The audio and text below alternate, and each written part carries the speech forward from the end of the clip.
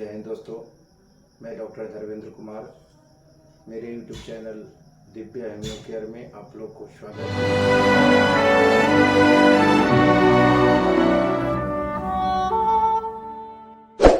दोस्तों, आज मैं आप लोग को चेचक के बारे में जानकारी दूंगा, जिसको हम स्मॉल पॉक्स के नाम से भी जानते हैं।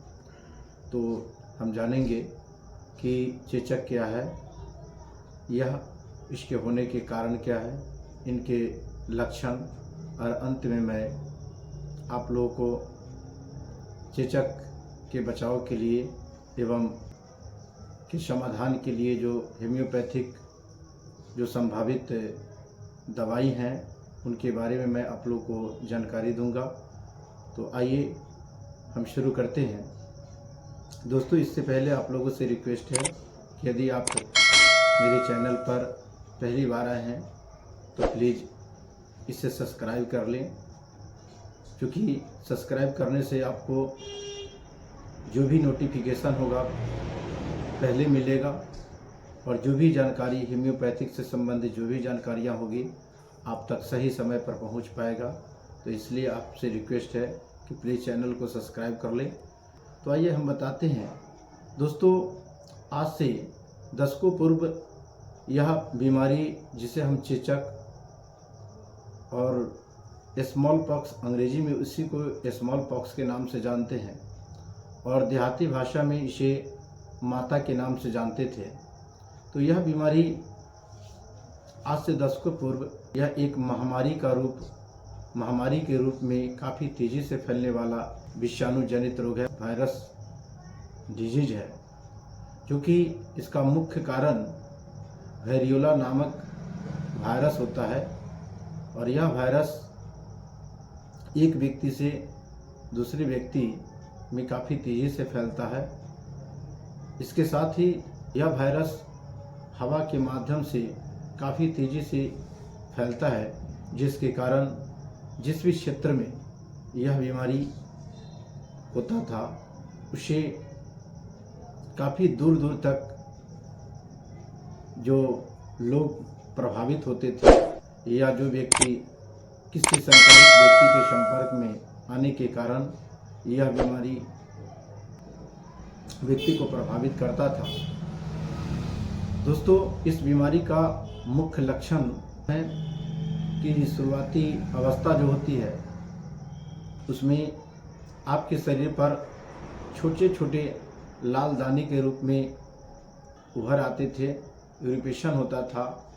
इसके साथ ही साथ दोस्तों, सिर में तेज़ दर्द के साथ ही साथ आपको बेचैनी, काफ़ी तेज़ बुखार होता हुआ देखा जाता है। साथ ही साथ दोस्तों, ये देखा जाता है कि इसके मुख्य लक्षण जो है, इसमें काफ़ी जलन होते हैं, जो भी इरिटेशन निकलते हैं, जो दाने निकलते हैं उसमें काफ़ी जलन होते हैं, और जलन के साथ साथ व्यक्ति में बेचैनी, छटपटाहट देखने को मिलता है, तेज प्यास होता है,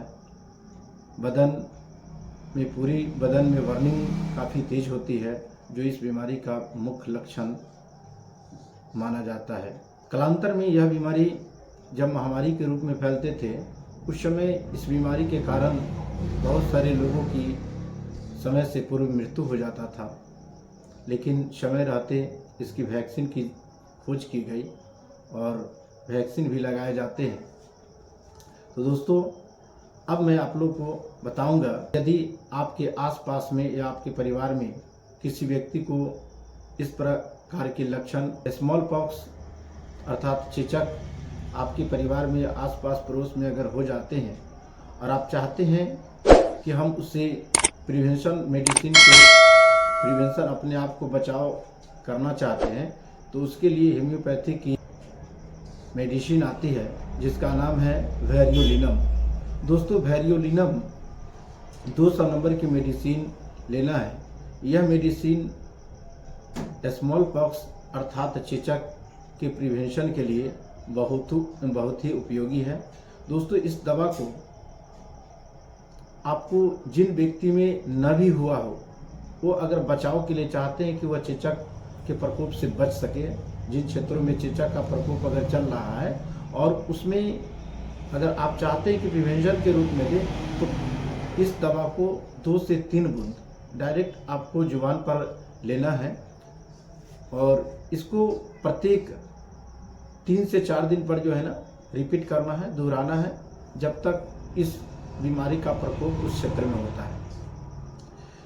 दूसरी बात है दोस्तों कि यदि आपके परिवार में इनकेस चेचक हो जाता है तो उसको सर्वप्रथम वेरियोलिनम देने के बाद लक्षण के आधार पर आप उसको होम्योपैथिक दवा देंगे। अगर दोस्तों तेज दर्द के साथ उसमें बेचैनी और छटपटाहट के साथ उसमें रोगी में अगर प्यास देखा जाता है और सारे शरीर में अगर बदन में दर्द होता है तो ऐसे रोगी के लिए रस्टक्स जो है वह 30 नंबर पोटेंसी की दवा जो है प्रत्येक 3 से 4 घंटे पर आप ग्लोबल्स में उसको बना करके और उसका 5 गोली जो है जुबान पर लेंगे, चूसेंगे उसे, तो बहुत ही जल्दी आपको राहत मिलेगी। दोस्तों दूसरी मेडिसिन जो है वह है एकोनाइट। दोस्तों एकोनाइट का जो मेन सिम्टम होता है रोगी में बेचैनी, और बेचैनी के साथ साथ उसमें जलन भी होते हैं, और जलन के साथ जो मेन जो एकोनाइट का जो सिम्टम लक्षण होते हैं उसमें होता है फियर ऑफ डेथ, अर्थात मृत्यु भय। एकोनाइट के जो पेशेंट होते हैं उसमें मृत्यु भय प्रबल होता है और वह व्यक्ति यहाँ तक कि प्रेडिक्ट ऑफ टाइम, अर्थात वह मृत्यु का समय अगर बताता है तो उसमें एकोनाइट का प्रयोग करेंगे। एकोनाइट की 30 पोटेंसी की दवा जो है अगर डायरेक्ट लेते हैं तो उसको डायरेक्ट जुबान पर आप 2 से 3 बूंद दवा 3 से 4 घंटे पर इसको स्थिति के अनुसार रिपीट कर सकते हैं। दोस्तों अगली मेडिसिन जो है वह है थूजा।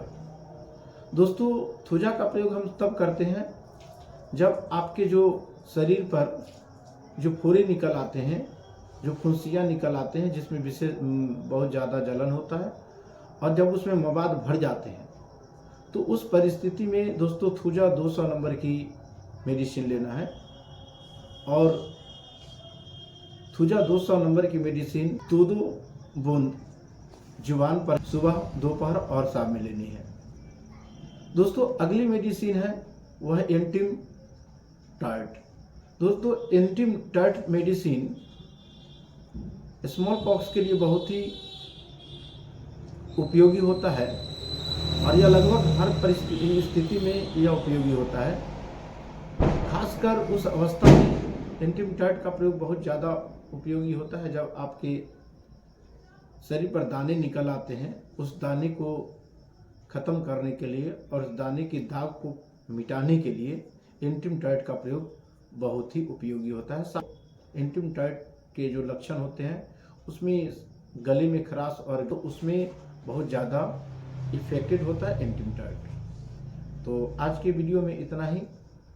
अगर आपको वीडियो अच्छा लगा हो तो प्लीज़ वीडियो को लाइक करें और इसे ज़्यादा से ज़्यादा शेयर करें ताकि मैं इसके लिए मोटिवेट हूँ।